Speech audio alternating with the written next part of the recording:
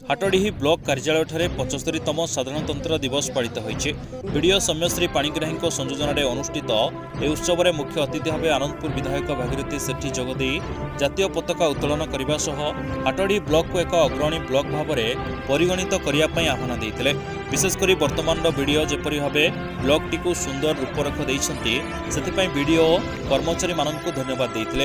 एथिरे ब्लॉक अध्यक्ष सावित्री सेठी, उपाध्यक्ष रतिकांत राउत, जिला परिषद उपाध्यक्ष सोमनाथ दास, जिला परिषद कौशल्या सेठी, सुकांती जेना, सांसद प्रतिनिधि नंदुचरण जेना, पूर्वतन जिला परिषद सुरेंद्र कुमार जेना जोगदे उद्बोधन देते।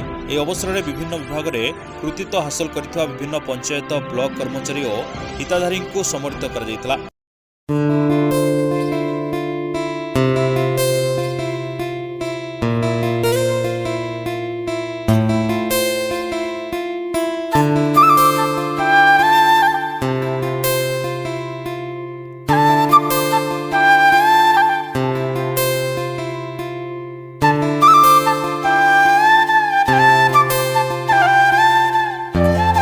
केन्दुझर हाटडी विकास विश्वाल रिपोर्ट पवित्र न्यूज ओडिशा।